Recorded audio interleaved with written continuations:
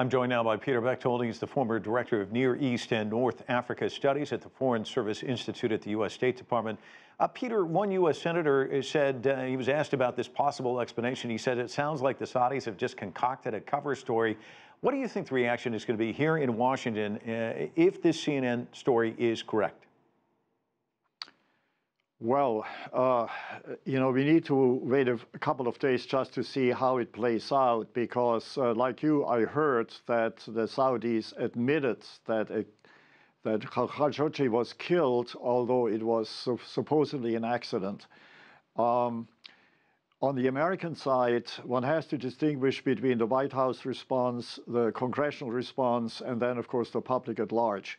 And I'm afraid that most members of Congress are looking at the November elections as the highest priority, and they will see it as a sort of pro-Trump, anti-Trump opportunity to place that horrible case into. On the White House side, we have to look at what the president said about the arms sales. He exaggerated the number of $105 or $110 billion because he included past deals, current deals, and future hoped-for deals. But it is a large number. And it is true that there are financial benefits to major corporations in Southern California especially. But this goes back to Franklin Delano Roosevelt. It is not something that Trump or Obama or Bush came up with. This is a larger context. Well, let me ask you about, this explanation. We're only meaning to interrogate and abduct, not to kill. That still doesn't sound all that great, does it? And talk to me about this kind of transactional relationship that Donald Trump has with Saudi Arabia. You know, it used to be the U.S. had this kind of moral leadership. He seems not to really care much about that. Unfortunately, that's how it comes across. And President Trump, as you may have seen on the 60 Minutes interview on Sunday evening last night, he reinforced that view that morality is sort of being weak, and he's into a transactional relationship. And it appears to me and most others that he has delegated the relationship on the Middle East to his son-in-law, who in turn has focused on Saudi Arabia as a key country.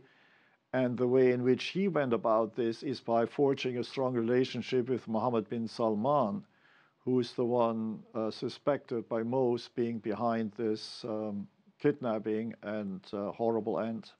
What about actions? As you mentioned, the election's just around the corner. A lot of politicians focused on that. But what kind of steps could Congress perhaps take? Florida Senator Marco Rubio said if this is true, that they were behind the killing, the relationship should be completely revised. That is correct. Congress has the power to influence American arms sales overseas, and they are supposed to sign off on this. And if they decide that they want to take on the president and the White House, they have that theoretical possibility. But as you know, the Republicans are very much afraid of what's going to happen in November, and they identify very much with Trump rather than the old Republican Party. The Democrats see an opportunity, and so I'm afraid that both sides are going to present this case in terms of how it will benefit them more than what is the U.S. national interest. Peter, let me ask you this question, if I may. There's been a lot of reporting out of Washington. You alluded to it, that the Trump administration was rather naive in its dealings with the Crown Prince, and that emboldened him. He's challenged Qatar. He's taken the fight to Yemen. He's carried out this house arrest of a former Lebanese prime minister. Do you believe that perhaps that is the case, and how do you rein that instinct back? Well, it's very difficult to do without losing face. And, you know, politicians hate to lose face. But Mohammed bin Salman he represents a new generation.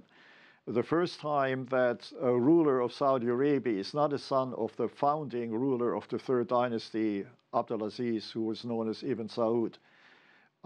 And since 1953, we've had his sons as kings, the latest one being King Salman, arguably the last one in that line. And so people are looking forward to see if the younger generation would modernize. And on one side, Mohammed bin Salman seemed to modernize on some social issues and also in his economic plan for a future Saudi Arabia, not totally dependent on oil sales. And that made him interesting to human rights folks first, and also to investors. As you know, they're supposed to have a Davos in a Desert investment conference coming up in a few days. And this has become controversial. On the other hand, what he has done in foreign affairs looks extremely unprepared, foolish, and has caused Saudi Arabia a black eye among most specialists around the world in Arabian Gulf affairs, as you've pointed out. Picking a fight with Qatar, being behind the war in Yemen, which continues to kill huge numbers of people, and of course, cholera outbreaks and hunger, starvation. It's just terrible. And it was Mohammed bin Salman who started this, and on the Saudi government side. Yeah, Peter Bechtold joining us with analysis from Portland. Thanks so much.